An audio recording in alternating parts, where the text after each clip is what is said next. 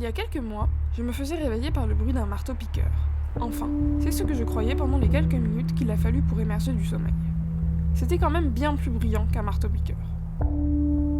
Plus tard, je comprendrai qu'on est en train de creuser un énorme trou accolé à mon immeuble et que le bruit ne s'interromprait pas, de 7h à 18h, pendant 2 semaines.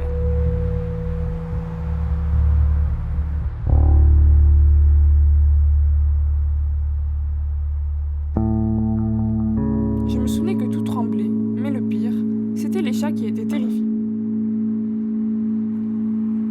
Quand j'ai emménagé dans cet appartement, les fenêtres du bâtiment d'à côté étaient déjà murées, mais grâce à Street View, j'apprends qu'autrefois, il y avait de la vie ici.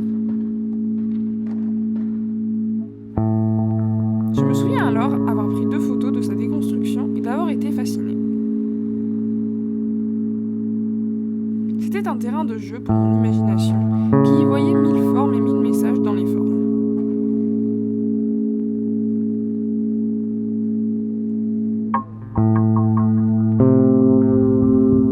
Mais j'ai l'impression que cet intérêt esthétique pour la ruine, une espèce d'imaginaire de la collapsologie, a quelque chose de coupable.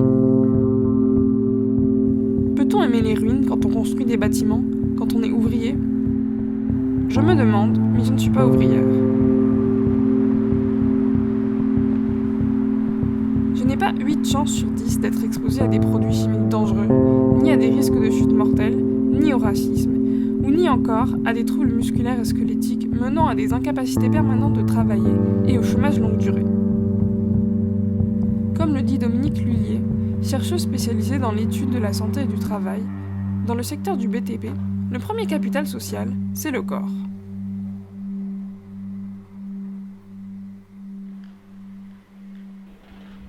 Comme je ne suis pas ouvrière, je ne peux parler que de ce que je vois. Et avez-vous vu les noms qu'ils donnent au projet de résidence ? Celle à côté de chez moi, c'est Allure. Cétis, la société attribuée au maître d'œuvre d'exécution et à la structure, les gens à qui je dois plusieurs mois de vacarme, sont également les créateurs des bâtiments Impulse, Ethereal ou encore 70.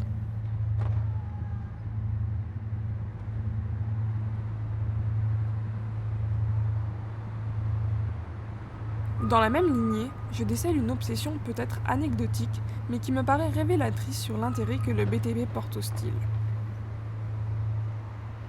Au début de l'enquête, Chantier interdit au public, menée par Nicolas Jounin, travailleur du bâtiment pendant plusieurs années, l'auteur retranscrit le dialogue qu'ont des gestionnaires de ressources humaines qui déplorent une pénurie de main-d'œuvre.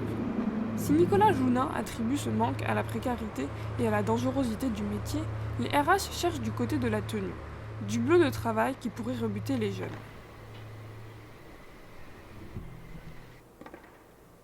Ce récit est corroboré par le site de Cétis, ou plutôt son deuxième site, non pas celui, très pro et design destiné aux investisseurs, mais un autre qui paraît orienté vers un public de particuliers bricoleurs.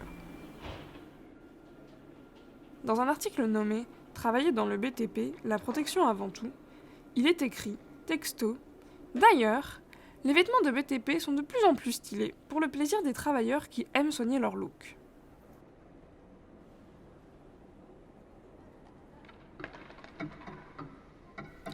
Peut-être que tout le monde veut croire à ces images en papier glacé.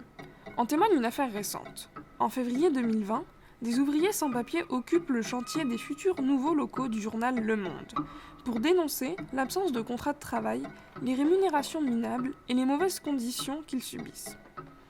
En 2017, le journal publiait un article qui dénonçait le fait que Bouygues, malgré sa condamnation pour travail dissimulé, n'était pas écarté des appels d'offres.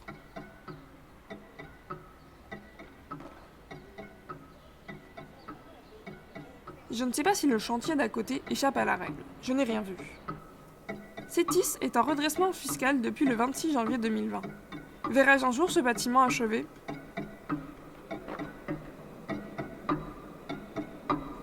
Sûrement, puisqu'au pays des aveugles, les borgnes sont rois.